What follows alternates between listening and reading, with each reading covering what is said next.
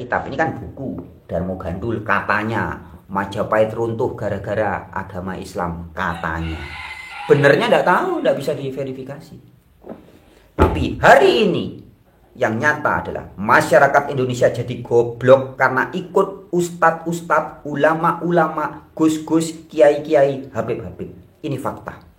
Ya, sekali lagi, putra putri Nusantara jadi goblok, jadi tuolol, ya, gara-gara ikut ajaran ustadz-ustadz, ulama-ulama, gus-gus, kiai-kiai, habib-habib. Ini fakta. Inilah kitab teles, kitab basah, kitab kasunyatan. Halo sobat-sobat semuanya, jumpa lagi di channel Warta Kabar Baik. Selamat pagi buat yang menyimak video ini di pagi hari. Selamat siang, sore, dan malam buat yang menyimak di siang, sore, atau malam hari. Sobat-sobat, video-video di channel Warta Kabar Baik ini hanya dikhususkan bagi jiwa-jiwa atau orang-orang yang berpikiran terbuka ya. Bagi yang tidak berpikiran terbuka, skip aja deh. Oke, terima kasih semuanya. Jangan lupa subscribe, like, komen, dan share ya. Sampurasun, rahayu, rahayu, rahayu, sakung dumadi. Nusantara bangkit. Sahabat-sahabat dimanapun berada, para pemerhati Warta Kabar Baik, perbincangan kita pagi menuju siang ini akan cukup kontroversi ya. Karena kita akan membahas tentang tema yang gak bahaya ta. Wah, begitu ya. Sambil kita menunggu yang bergabung ya, karena ini live, saya akan putarkan informasi dari channel Lia Lestari Journey ya, Mbak Lia Lestari yang banyak membahas tentang kebangkitan Nusantara itu. Saya dapat videonya di TikTok teman-teman ya. Saya akan putarkan dan perdengarkan di sini. Sebelumnya saya sampaikan bahwa tema video kita adalah bertanya ya. Ini pertanyaan besar ya, pertanyaan besar ya. Ternyata Wali Songo atau para sunan-sunan yang selama ini dipahami sebagai orang-orang baik, orang-orang hebat ya. Itu di zaman dulu itu, kalau di zaman sekarang itu nggak bedanya dengan FPI, HTI, MUI, tanda tanya. Ya. Jadi sejarah sudah menceritakan tentang sunan-sunan, ya ada Sunan Gunung Jati, Sunan Gresik, Sunan Bonang, Sunan Bonang, ya Sunan Giri dan sebagainya itu adalah orang-orang yang baik. Tapi tahukah Anda, ada sejarah yang ditulis dalam kitab yang lain membongkar bahwa ternyata sunan-sunan itu aslinya tidak baik-baik saja. Yang dibangga-bangga sebagai wali Songo, 9 wali, Songonya itu 9 ya. Itu ternyata tidak baik-baik saja. Atau bukan orang-orang yang seperti sekarang digadang-gadang sebagai orang suci yang baik, tidak. Dan itu diungkap dalam serat Darmo Gandul. Ya, oke, saya perdengarkan dulu teman-teman. Selain saya sudah punya bukunya, belum saya baca tuntas sih, baru saya baca depannya. Serat Darmo Gandul. Ini kitab yang sangat kontroversi dan sempat dilarang beredar. Ya, karena kitab ini membongkar, memberikan fakta yang berbeda dengan cerita sejarah yang selama ini mungkin Anda dengar. Ya, Anda dengar bahwa Majapahit itu runtuh gara-gara banyak korupsi, di dalamnya sudah rusak dan sebagainya. Maka runtuh sendiri. Tetapi dalam buku ini disajikan berbeda. Bahwa sejarah runtuhnya Majapahit adalah karena kerajaan Demak alias kerajaan agama Islam. Jadi agama Islam dari tanah Arab lah yang merusak Nusantara Majapahit. Kira-kira begitu ya. Sebelum kita lanjut, kita dengerin ini dari Mbak Lia. Katanya isi kitab ini berbeda. Bentar ya teman-teman ya. Beda dengan sejarah mainstream, di mana seberapa terlarangnya sih Darmo Gandul? Jadi dulu ada sebuah kitab yang menjadi rujukan sejarah hancurnya kerajaan Majapahit, yang konon katanya isi kitab ini berbeda dengan sejarah mainstream, di mana sejarah kebanyakan mengagung-agungkan kerajaan Demak dan mendiskreditkan Majapahit yang sudah senja dan korup sebagai penyebab kerajaan ini runtuh dengan sendirinya. Kitab yang kontroversial ini adalah Darmo Gandul. Sepertinya hanya Darmo Gandul sih yang berani mengisahkan kalau dulu Majapahit itu runtuh karena ditumbangkan oleh Raden Patah dari Demak yang didukung oleh Wali Songo. Padahal selama ini citra Wali Songo itu baik dan diagung-agungkan oleh umat Islam di Jawa. Saking kontroversinya, kitab ini dulu dianggap sebagai bacaan terlarang. Dulu kitab ini diburu dan dikejar. Jika ketemu, langsung dibakar. Bahkan kitab ini juga dicap sebagai kotoran yang lebih najis daripada semua kotoran yang ada. Meskipun kontroversi, tapi kitab Darmo Gandul ini justru menarik minat banyak orang. Bahkan sampai sekarang, katanya kitab ini menyimpan rahasia besar. Sampai akhirnya banyak yang memburu kitab ini untuk dijadikan pencerahan. Karena memang tidak dipungkiri di dalamnya ada petuah-petuah spiritual yang menjadi kunci kemakmuran Nusantara. Yang kemudian dihilangkan oleh Demak sehingga setelahnya Nusantara atau Pulau Jawa khususnya itu terpuruk dalam ketidaksadaran dan kebodohan. Sehingga mudah sekali dikendalikan dan dijajah oleh bangsa asing. Terutama oleh bangsa-bangsa Eropa yang rasis dan hanya mau mengeksploitasi sumber daya alam Nusantara saja. Walaupun kontroversi, terbukti apa yang diramalkan dalam kisah Darmo Gandul tersebut hampir semuanya menjadi kenyataan, termasuk ramalan Sabdo Palo Nagih Janji yang mulai terjadi sekarang ini. Kitab ini dulu dicaci maki dan dinistakan, tapi di satu sisi juga dimuliakan dan dihormati. Membaca kitab ini pasti akan membakar emosi siapa saja yang fanatik akan agama, terutama yang fanatik akan agama Islam, yang paling banyak disinggung di sini sebagai faktor utama penyebab keruntuhan Majapahit yang semula harmonis. Hebatnya kitab ini dari satu kitab kecil saja sudah bisa membangkitkan emosi dan men-trigger kesadaran banyak penerus Nusantara yang selama ini tertidur. Membaca kitab Darmo Gandul itu memang bagaikan membaca dongeng tentang awal mula keruntuhan Majapahit dan awal mula dominasi para wali atau sunan di tanah Jawa. Tapi dongeng ini ajaib karena sehabis itu kita pasti akan merenung apakah kisah-kisah dan ramalan akan Nusantara di masa depan yang ada dalam kitab Darmo Gandul ini sesuai dengan yang terjadi di Indonesia sekarang. Yang mau membaca sendiri dan mengalami bagaimana magis dan kontroversinya kisah Darmo Gandul. Ya, sahabat-sahabat, itu dalam channel Mbak Lia Lestari Journey ya, diulas cukup bagus ya. Nanti saya akan ulangi, perdengarkan. Ya, jadi singkat katanya begini. Di dalam kitab Darmo Gandul ini diungkap bahwa kedatangan agama Islam Arab itulah biang kerok yang merusak dan menghancurkan Mojopahit melalui anaknya sendiri. Ya, kemudian dalam kerajaan Demak, ya jadi anak bunuh bapak. Ini anak yang benar-benar tidak tahu diri, ya, menyerang, membunuh dalam arti merusak kerajaan bapaknya, kerajaan Nusantara. Ya, itu akibat dari ajaran Arab Pating Genah, kira-kira begitu. Nah, itu sebabnya bukunya menjadi buku yang sangat berbahaya bagi kepentingan politik agama dari Arab itu.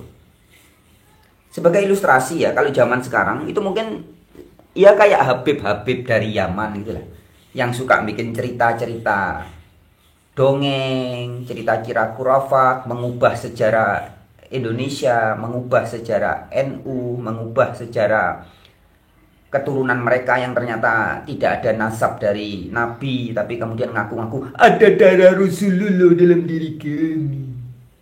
Ya. Jadi seperti itu. Ya. Wali Songo yang dipuja-puji, digadang-gadang sebagai orang suci, orang hebat, guru agama.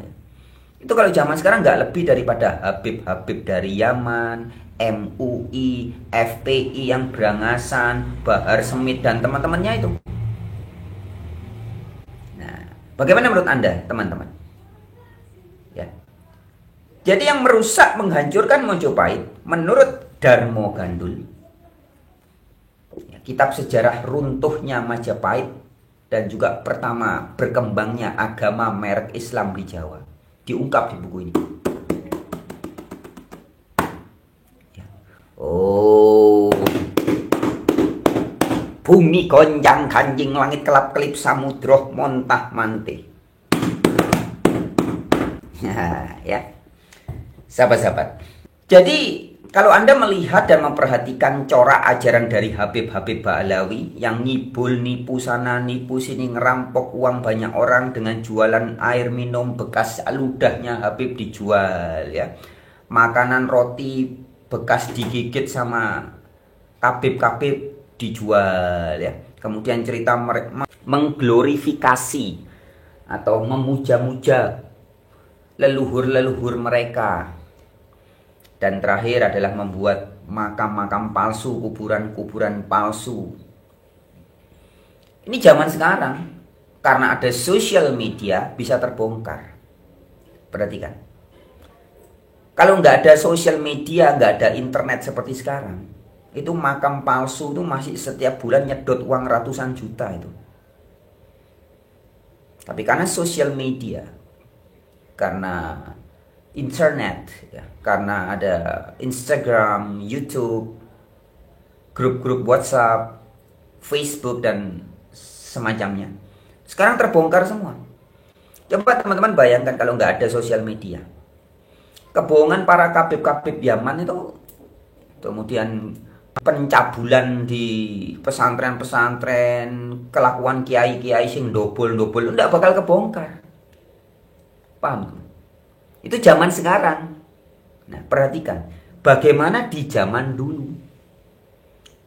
Ya, orang yang disebut sebagai sunan-sunan, wali songo. Apa Anda tahu dan saya kelakuannya mereka setiap hari? Jangan-jangan juga kerjanya ngawini santri-santri. Ya, saya tidak mengatakan tidak menuduh ya, cuman ini kan bisa menjadi pertanyaan besar. Kalau sekarang saja kelakuan MUI suka membuat fatwa, pendapat-pendapat yang bikin ricuh masyarakat. Apakah para wali songo di zaman dulu tidak lebih parah dari MUI atau lebih bagus dari MUI? Jika sekarang FPI, HTI, dan para kabib-kabib Yaman itu suka menebarkan kebohongan-kebohongan, apakah kita bisa menjamin wali songo zaman dulu tidak seperti para kabib-kabib zaman sekarang? Istilah wali songo aja sudah salah itu. 9 wali. Sangha itu dari bahasa Hindu, bahasanya Buddha. Sangha itu artinya suci. Wali Sangha. Bukan wali 9, bukan wali sanga, songo. Songo itu kalau di bahasa Jawa 9. Jadi 9 wali. Padahal itu Sangha, wali Sangha. Dalam hal istilah itu aja sudah salah ya. Kita dengerin lagi Mbak Lia Lestari tadi. Ini langsung saja check out di keranjang kuning yang ada di bawah. Seberapa terlarangnya sih Darmo Gandul?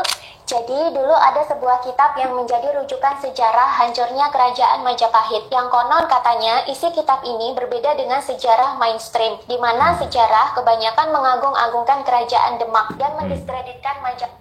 Ya. Sejarah yang populer sekarang yang diajarkan guru-guru agama Islam adalah mengagung-agungkan kerajaan Demak, memuja-muja kerajaan Demak, kerajaan Islam hebat begini, begono. Ya, dan menjelek-jelekan kerajaan Majapahit. Itu sejarah yang sekarang beredar. Faktanya ya kita tidak tahu. Hati-hati kalau ngomong sejarah teman-teman ya. Faktanya kita tidak tahu. Tetapi ada kitab lain, kitab sejarah lain yang mencatat bahwa runtuhnya Majapahit bukan karena kesalahan Majapahit semata, tetapi karena anak memberontak terhadap bapaknya. Anak durhaka, anak kurang ajar, anak yang tidak tahu diri, merusak kerajaan bapaknya. Wow. Nah, jadi ada 2 sejarah yang berbeda. Saya kasih ilustrasi teman-teman. Saya kasih ilustrasi ya. Kita tahu Gus Dur ya. Sebelum Gus Dur meninggal dunia, saya hidup atau saya hidup di zaman ada Gus Dur. Kiai Haji Abdurrahman Wahid. Anda juga sebagian besar tahu ya Gus Dur ya. Nah, sekarang seandainya ada para penulis sejarah cerita tentang Gus Dur, Kiai Haji Abdurrahman Wahid.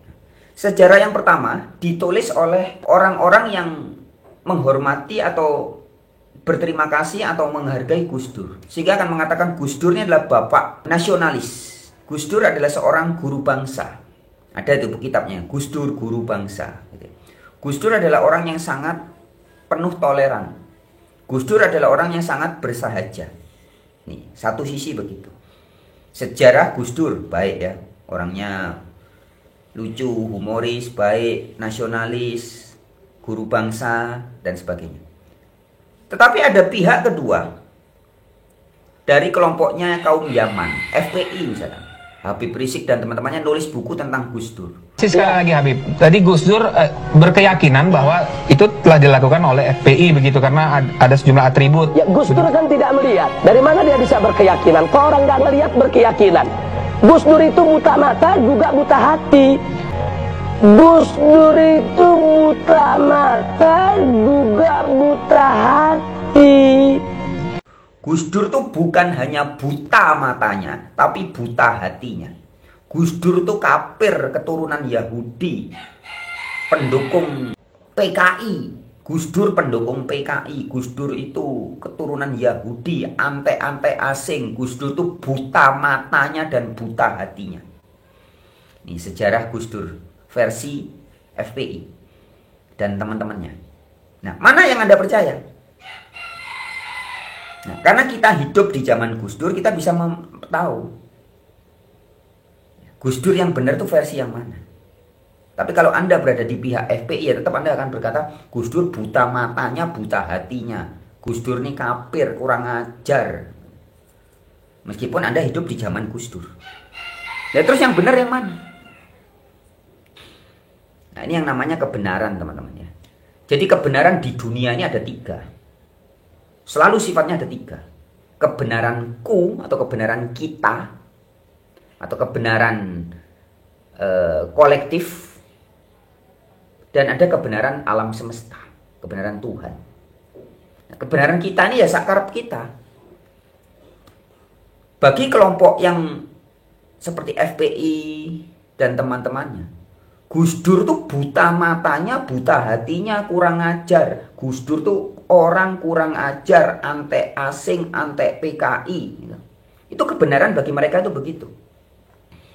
Nah, bagi para pecinta Gus Dur adalah bapak bangsa, orang yang sangat cinta damai, penuh toleransi, merangkul segala agama. Mana yang benar? Ya sama-sama benar. Tapi inilah sifat kebenaran yang pertama tadi. Benar menurut ego kita masing-masing. Nah, kebenaran ini tergantung kesadaran kita. Ya, jadi kebenaran yang pertama ini, kebenaranku ya, kebenaran yang sifatnya kebenaranku, ini tergantung kesadaran kita. Kalau kesadaran kita kadrun seperti FPI dan teman-temannya, maka kita akan mengatakan Gus Dur adalah buta matanya, buta hatinya. Gus Dur ini orang jahat, orang brengsek. Paham ya? Itulah kebenaran. Nah, kebenaran yang kedua, kebenaran kolektif. Ini tergantung suara. Ini sifatnya, kebenaran yang kedua ini adalah oah gingsir kalau orang Jawa bilang. Bisa berubah-berubah. Anda mengumpulkan data tentang Gus Dur. Setelah Anda menyelidiki, loh kok Gus Dur kayaknya baik. Nah, atau zaman sekarang ya, saya kasih contoh. Ini yang nyata. Gus Dur kan sudah tidak ada. Sekarang yang ada Ahok. Kasus yang lagi rame nih, Pertamina. Korupsi Pertamina. Ini saya kasih contoh kebenaran yang kedua ya, kebenaran kolektif yang oah gingsir itu, yang bisa berubah-berubah. Anda dengar berita ketika Pertamina ditangkap ada koruptornya itu ada berapa orang itu ya. Kemudian Ahok mulai bersuara, cerita, loh kok Ahok diem? Pak Ahok dulu kok diem? Kalau tahu di Pertamina ada korupsi, pengoplosan dan sebagainya, ini kok diem? Pak Ahok bilang, saya dulu nggak dikasih dirut. Saya tidak dikasih jabatan direktur utama. Saya cuma komisaris utama. Coba dulu saya dikasih jabatan direktur utama. Wah, saya sikat. Katanya Ahok begitu. Nah, kemudian orang-orang yang senang dengan perkataan itu bilang, wah Ahok benar, sip. Menganggap Ahok adalah pahlawan. Tapi tidak berani pada saat itu, dia tidak bisa membongkar korupsi di Pertamina. Karena memang Pak Ahok tidak diberi posisi yang pas ya. Pak Ahok kan cuman komisaris utama, nggak bisa memecat direktur, nggak bisa memecat yang banyak lain-lainnya karena tidak diberi posisi yang pas, kira-kira begitu. Anda yakin, wah Ahok benar. Ahok baik ini, jujur nih. Dia tidak membongkar korupsi di zaman kemarin tuh karena dia tidak dapat posisi direktur utama. Coba posisi direktur utama, pasti dibongkar sama Ahok. Nah, Anda berpikir Ahok begitu. Sampai kemudian di sosial media Anda menjumpai video yang viral. Rekaman wawancara Najwa Shihab, ya, Mata Najwa atau Najwa Shihab dengan Ahok. Itu tahun 2000, pokoknya sekitar beberapa tahun yang lalu. Ahok diwawancara sama Najwa Shihab, ditanya, gimana Pak sekarang jadi komisaris utama? Ya enak, begini. Kok enggak mau jadi dirut Pak? Enggak mau jadi direktur utama? Katanya sama Pak Jokowi ditawarkan atau diusulkan supaya jadi direktur utama. Wah, saya lebih enak jadi komut. Saya bisa, komut itu uangnya banyak, tapi waktu ada. Kalau direktur utama itu nggak punya waktu.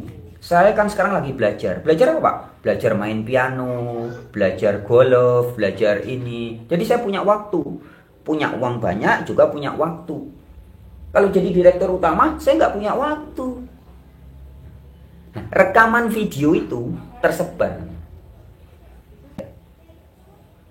Jadi orang yang tadinya berpikir sangat positif kepada Pak Ahok, kemudian setelah melihat rekaman videonya Pak Ahok, jadi berpikir, loh, Ahok itu jebule mencela-mencele. Sekarang bilang, ya setelah korupsi ini terbongkar, bilang, saya itu dulu tidak berani bongkar, tidak bisa membongkar karena saya bukan direktur utama. Coba dulu saya kasih posisi direktur utama, bisa. Ahok lupa bahwa ada video rekaman dia dengan Najwa Shihab yang berbeda pernyataannya. Dulu dia bilang tidak mau jadi direktur utama. Sekarang dia bilang saya tidak dikasih posisi dirut. Gimana Pak Ahok ini kok ada dua pernyataan yang berbeda ya? Kemarin di liputan 6 Bapak bilang saya nggak pernah dikasih dirut. Kalau mau bersihkan Pertamina ya saya harus dirut. Padahal 4 Juli 2024 ya Pak Ahok itu ada podcast dengan Mbak Najwa Shihab. Dia bilang Pak Jokowi pernah suruh dia ya agar menjadi dirut Pertamina, tapi dia yang tolak.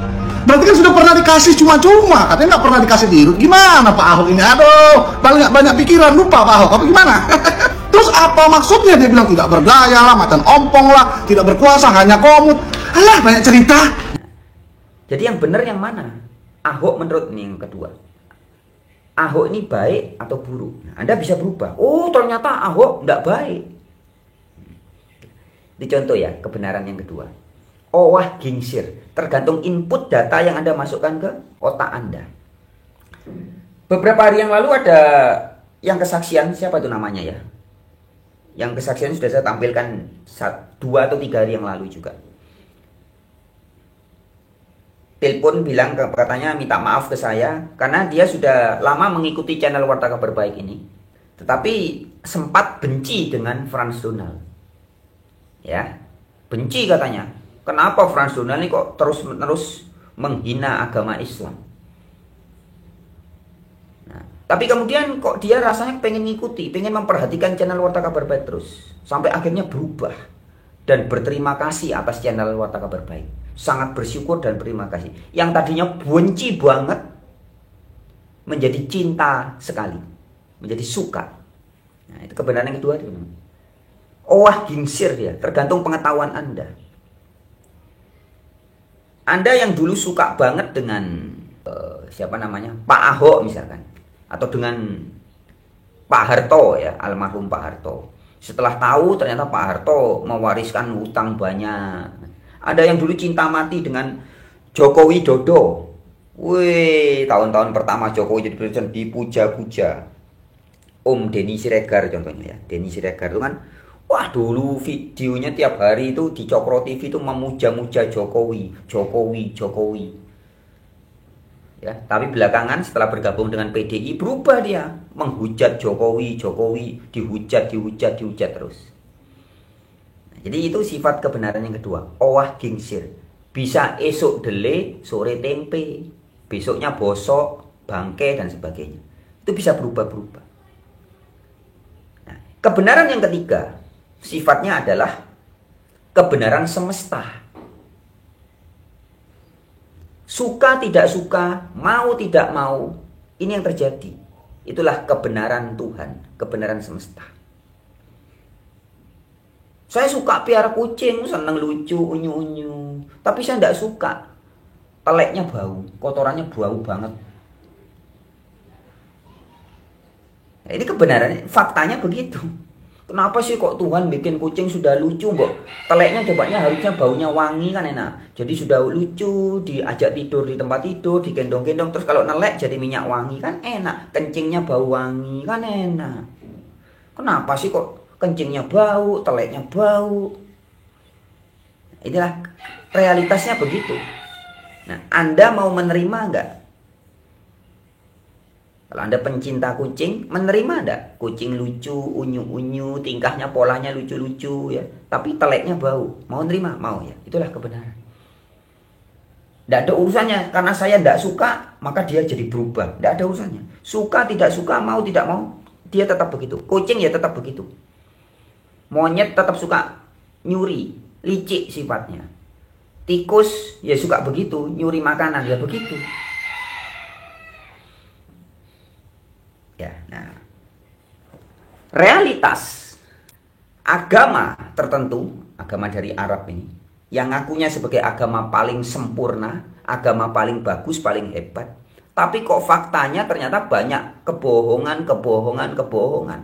Cerita Tuhan menghayal, cerita surga menghayal, cerita neraka menghayal, penuh dengan kebohongan. Faktanya begitu. Ini tidak ada urusannya dengan Anda mau suka atau tidak suka. Tadinya Anda cinta mati dengan agama ini, tapi setelah lihat faktanya ternyata agama ini penuh kedobol-dobolan. Tidak urusan dia. Kebenaran itu tidak urusan dengan saya. Karena saya maunya begini, maka dia jadi begini. Tidak. Inilah kebenaran semesta. Anda bisa menerima atau tidak. Tidak ada hubungan dengan kita. Karena kita maunya begini, dia akan berubah. Tidak bisa. Itu kebenaran kasunyatan, kebenaran semesta. Contoh ya, saya kasih contoh-contoh sedikit aja. Nah, sekarang kita kembali ke tema. Bagaimana dengan kebenaran sejarah runtuhnya Majapahit? Tidak tahu. Saya tidak tahu. Saya tidak hidup di zaman itu. Tapi ada cerita dari Darmo Gandul. Runtuhnya Majapahit karena agama Arab Patinggenah. Agama Islam. Tapi ada juga cerita dalam sejarah yang populer diajarkan di sekolah-sekolah dan sebagainya. Majapahit runtuh karena kegoblokannya sendiri, karena rusak, karena korupsi dan sebagainya. Tidak ada urusannya dengan Wali Songo, tidak ada. Ya. Sama, saya kasih contoh gini. Sejarah Indonesia. Indonesia ini sekarang chaos atau sekarang ini rusak ini. Ini karena koruptor, banyaknya koruptor. Atau karena diserang Amerika, atau karena diserang penjajah, atau karena diserang Cina, atau karena apa? Ada banyak versi dan masing-masing bisa memiliki kebenarannya masing-masing. Ya, dalam perang dagang yang sifatnya global seperti sekarang, Indonesia kan diserang dari mana-mana. Eropa, Amerika punya kepentingan semua di negara ini. Ada China. Ya, tapi di dalam negara sendiri ada korupsi. Ini sekarang rusak runtuhnya Indonesia ini karena apa? Ya, masing-masing bisa menyajikan data dan fakta. Itulah kebenaran yang kedua tadi. Tergantung sebanyak mana Anda memasukkan data-data di pikiran Anda, kemudian Anda menyimpulkan. Nah, begitupun dengan runtuhnya Mojopahit. Ya. Menurut Darmo Gandul, Mojopahit, Nusantara rusak. Sirno hilang kertaning bumi. Itu bukan cuma runtuhnya kerajaan, tapi runtuhnya mental, runtuhnya kesadaran. Tidak sadar jadi. Tidak sadar sangkan paraning dumadi. Tidak sadar dirinya ini apa. Dirinya ini siapa. Tidak sadar sudah. Sehingga sopan, santun, tata, krama semua rusak semua. Berubah jadi produk Arab. Dulu kalau manggil bapak, ibu, panjenengan. Nah, kalau ngomong sama orang, papan jumenengan. Panjenengan itu artinya kalau di bahasa Indonesia kan kamu, Anda, you bahasa Inggrisnya. Kalau di bahasa Jawanya papan jumenengan, panjenengan. Jadi saat kita ngomong sama orang itu kita menyadari bahwa yang kita ajak bicara di depan kita itu adalah wadah bersemayamnya susunan kehidupan yang di dalamnya ada Sang Maha Kuasa. Papan jumenengan isine susunan panjenengan. Diganti dari Arab ente, antum, anta. Apa maknanya? Tidak ada maknanya. Ente, ane, ente, gitu-gitu aja. Jadinya lo gue, seperti itu. Ya, dari sisi tata krama dan kesadaran sudah runtuh. Dalam ajaran Mojopahit Nusantara, Tuhan dikenali dalam wujud power atau energi atau spirit yang meliputi segala sesuatu. Dalam segala sesuatu ini ada Tuhannya. Tuh, kalau teman-teman lihat di Bali itu masih banyak orang pelarian. Sekarang warga Bali sebagian besar, mungkin bisa dibilang 70% ya, yang ada di Bali inilah hasil kabur dari Majapahit. Terus nanti ada jadi kerajaan-kerajaan di Bali itu hasil kabur orang-orang yang lari dari Majapahit. Nah, di Bali itu sampai sekarang makanya terbiasa menghormati segala sesuatu. Karena menyadari dalam segala sesuatu ini ada Tuhannya. Nah, dalam ajaran leluhur Nusantara, Tuhan tidak disembah. Tuhan bukan sesuatu di luar diri yang harus dipuja-puja, disembah-sembah, bukan. Tapi manembah ke dalam diri. Dalam ajaran Jawa Nusantara, termasuk Majapahit ya, Tuhan itu dipahami sebagai zat, spirit, energi, ruh yang bersama kita. Jadi kalau kita mau merasakan Tuhan, masuk ke dalam diri, manembah, dirasakan. Bukan menyembah, bukan keluar. Nah, beda dengan ajaran dari Arab Patinggenah. Masih percaya ajaran Arab Patinggenah. Tuhan disembah di luar diri. Rumahnya di tanah Arab. Adanya di kota Mekah. Kalau mau menyapa Tuhan harus dengan gaya budaya Arab, tradisi Arab, ritus-ritus Arab, semuanya Arab. Beda sekali teman-teman. Kalau Anda menyadari jiwa raga Anda adalah rumah Tuhan, Anda makan nggak akan sembarangan, minum nggak akan sembarangan. Terhadap diri Anda sangat memperhatikan. Ketemu Tuhan setiap hari. Tapi kalau Anda ikut ajaran agama Arab, Anda menghayal ketemu Tuhannya nanti, next time, in the future, later. Menghayal terus. Kalau Anda manembah, Anda akan merasakan Tuhan. Kalau Anda menyembah, Anda menghayal tentang Tuhan. Beda sekali. Dulu awalnya saya Islam, mohon maaf ya, ini saya ceritakan apa adanya, tidak saya tutupi, tidak saya paparkan. 2010 sampai 2018, tapi saya belum bisa menemukan kenyamanan yang sangat luar biasa seperti hari ini. Akhirnya di 2018 saya beralih ke rohanian. Di situ saya sebenarnya sudah merasakan kenikmatan, tetapi 4 bulan ini saya mengikuti channelnya Mas Hendra. Setiap kali saya mendengarkan acaranya Mas Sunan, saya sampai gemetar. Saya merasa tersentil. Saya merasa bahwa dulu pemikiran saya itu Tuhan itu ada di dalam agama, tapi pada hari ini Tuhan itu tidak berada di dalam agama, tetapi di dalam dirinya masing-masing.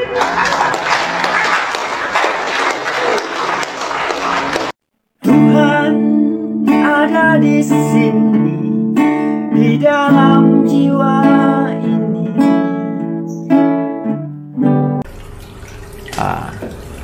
Nah itu Tuhan itu tidak untuk dicari atau ditemukan, tapi dirasakan. Dirasakan, iya.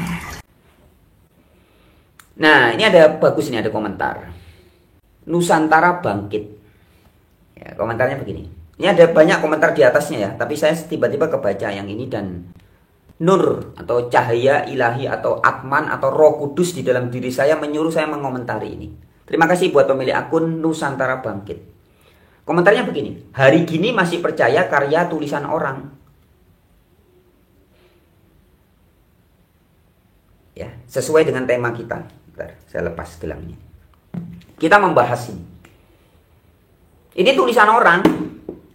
Menurut Darmo Gandul, Mojopahit runtuh karena apa? MUI atau FPI di zaman dulu, yaitu Wali Songo. Sunan-sunan. Itu yang merusak Mojopahit itu para sunan. Wali Songo itu yang merusak Mojopahit. Menurut Darmo Gandul. Tulisan.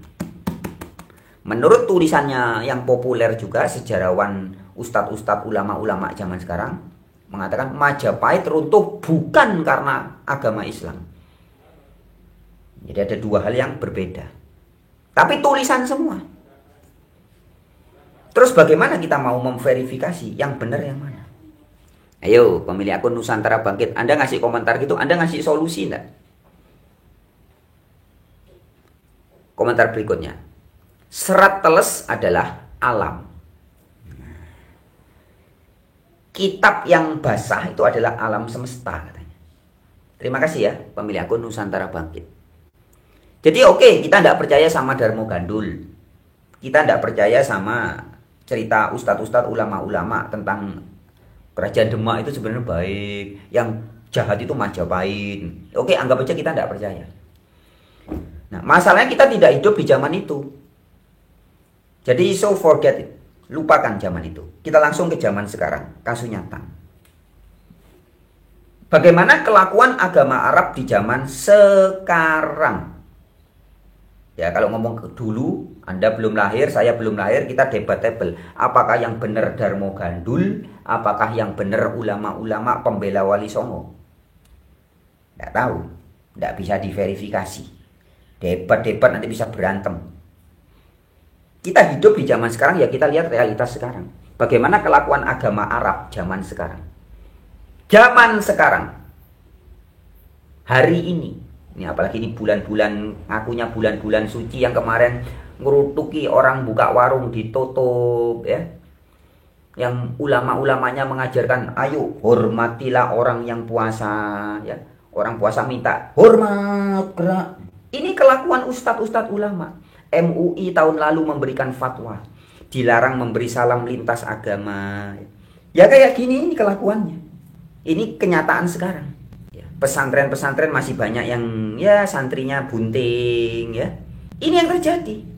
Terus kemarin yang koruptor-koruptor yang banyak-banyak itu tidak sedikit yang gelarnya haji ya.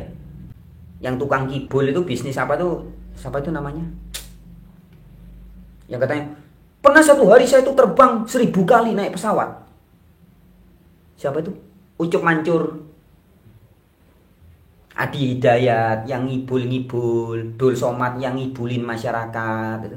Ya kayak gitu itu. Ustadz-ustadz kebanyakan tukang ngibul. Cerita Tuhan ngibul, cerita surga ngibul, cerita neraka ngibul, cerita ini ngibul. Itu fakta sekarang. Kasunyatan. Ya. Jadi kita coba mengikuti komentar dari pemilik akun Nusantara Bangkit ini.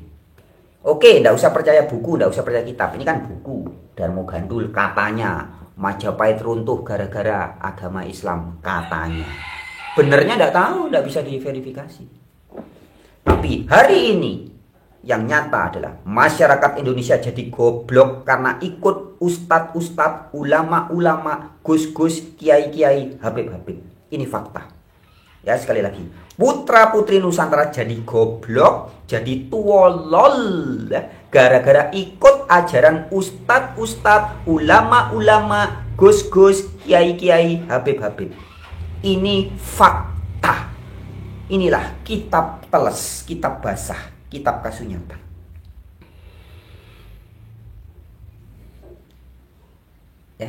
Faktanya begitu. Oke. Sekarang saya baca komentar yang lainnya. Teman-teman ada yang setuju nggak ini dengan kitab? Kita membahas ini ya, Darmo Gandul ini. Kalau kita membaca kitab Darmo Gandul ini terkesan sekali bahwa, wih, jangan-jangan itu pertanyaan ya, bisa tidak. Ternyata Wali Songo yang selama ini digadang-gadang, dipuja-puji sebagai baik, hebat, bla bla bla bla, semilik kete, wele-wele, itu tidak ubahnya seperti FPI di zaman sekarang, MUI yang intoleran di zaman sekarang, ya, kaum Ba'alawi yang jahat-jahat, ngawur-ngawur, dobol-dobol di zaman sekarang, ya. Itulah, jangan-jangan yang kita banggakan sebagai Sunan Bonang, Sunan Giri, itu ya dobol-dobolan pisan, jangan-jangan. Bagaimana menurut Anda? Rahayu Sakung Dumati, sahabat-sahabat Warta Kabar Baik dimanapun berada. Dalam rangka kebangkitan Nusantara, kebangkitan Majapahit yang sudah, sedang, dan terus akan terjadi. Saya, Frans Donald, putra Nusantara, perlu untuk mendatangi, menjumpai, mengunjungi banyak orang di berbagai wilayah di Nusantara ini. Dari Sabang sampai Merauke, perlu saya kunjungi. Yang misi utamanya adalah kebangkitan spiritual Nusantara, kebangkitan spiritual Mojopahit. Dan untuk mendatangi, menjumpai, mengunjungi saudara dan saudari di berbagai tempat di wilayah Nusantara ini, tentunya saya sangat membutuhkan dana kunjungan, ya. Maka saya sebut sebagai dana kunjungan spiritual. Dengan visi dan misi utamanya adalah kebangkitan spiritual Mojopahit, kebangkitan spiritual Nusantara. Oleh karena itu, saya mohon dengan segala hormat bagi saudara-saudaraku, siapapun Anda di seluruh dunia, di muka bumi, di bawah langit ini, yang mau mendukung perjalanan kunjungan spiritual saya untuk menjumpai saudara dan saudari di berbagai daerah itu, kiranya bisa membantu melalui dana kunjungan spiritual. Berapapun nilai yang Anda berikan, seikhlasnya, ya. Mau Rp5.000, mau Rp10.000, mau Rp7.000, terserah Anda, ya. Tetapi dana itu akan saya pakai sebagai dana kunjungan spiritual. Sekali lagi dengan visi dan misinya, kebangkitan spiritual Mojopahit, kebangkitan spiritual Nusantara. Ya, jadi bagi sahabat-sahabat yang terketuk hatinya dan bersedia untuk berbagi sedikit aja, Rp5.000 atau Rp7.000, Rp8.000 atau Rp3.000, Rp2.000, silakan. Bisa disampaikan kepada saya melalui rekening Bank BCA atas nama Donald Ignatius SB. Ya, SB itu Suyanto Baria. Nama lengkap saya Frans Donald Ignatius Suyanto Baria. Ya, rekening BCA-nya 024 3974 680 atas nama Donald Ignatius SB. Dan sebagai wujud pertanggungjawaban, ya, dari saya nanti, dana yang masuk akan saya laporkan kepada sahabat-sahabat Warta Kabar Baik. Mungkin beberapa hari, ya, dalam seminggu, mungkin 2 kali seminggu atau seminggu sekali, ya. Mungkin setiap hari Senin, Kamis, atau bagaimana nanti, ya. Tetapi intinya saya akan mempertanggungjawabkan berapapun dana kunjungan spiritual yang Anda berikan, ya, akan saya gunakan sebaik-baiknya, benar-benar untuk biaya-biaya kunjungan. Mungkin teman-teman di wilayah sekitar Bali, di wilayah Jawa, di luar Jawa, dan sebagainya. Oke teman-teman, sekian informasi dari saya. Nusantara bangkit.